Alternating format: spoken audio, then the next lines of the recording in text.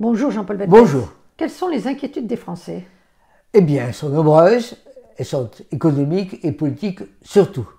Économiques parce que les Français se rendent bien compte qu'il y a un ralentissement économique qui se met en place, et politique parce qu'ils voient bien que le pouvoir est vacant. Que voulez-vous dire? Eh bien, je veux dire qu'en économie, partout, non seulement en France, mais aussi en Allemagne, il y a un ralentissement économique. La dernière enquête de l'INSEE, en juin, donc avant que les choses deviennent encore plus palpables en France, montrait que les entrepreneurs étaient plus inquiets. Leur morale sur l'activité économique était en train de baisser fortement, leur programme d'investissement et d'emploi aussi, donc il y avait des inquiétudes partout. On ne savait pas à l'époque, on ne sait toujours pas ce qu'il en est sur le PIB du deuxième trimestre. On voit bien à quel point donc tout ceci est pour le moment psychologique, mais effectif. Mais effectif parce que les entrepreneurs, un jour ou l'autre, s'ils sont inquiets, ils arrêteront d'embaucher, ils arrêteront d'investir, ils arrêteront de dépenser, et donc on aura à ce moment-là un ralentissement encore plus fort. Quant à la politique? Quant à la politique, c'est presque encore pire. L'extrême droite ne dit pas grand-chose, et la gauche et l'extrême gauche annoncent son programme pour prendre le pouvoir.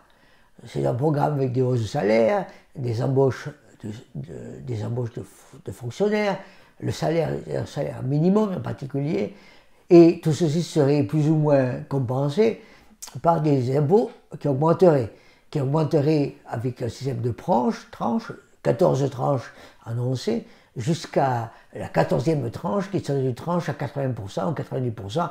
On ne sait pas où ça s'arrêterait, et on ne sait pas d'ailleurs si le Conseil constitutionnel accepterait. Mais ils ne veulent pas non plus respecter la règle du 3% européen. Vous avez parfaitement raison. Ils ne veulent pas être astreints à un contrôle sur le déficit budgétaire, en particulier un contrôle européen. Donc on est bien dans une situation où tout est en liaison avec la relance par la consommation, comme en 81, avec des hypothèses qui pour le moment sont floues, sinon optimistes. Alors nous sommes dans des jeux d'influence sans chiffres.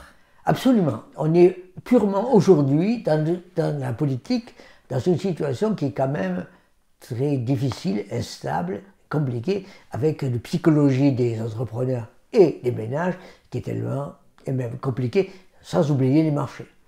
Donc, conclusion. Conclusion, attendons le ou la Première ministre et attendons le ou les chiffres pour avoir une idée plus précise et sortir enfin des discours et des slogans. Donc soyons dans le réel. Entrons dans le réel.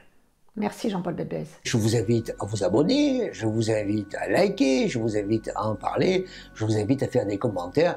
Donc je vous invite, merci.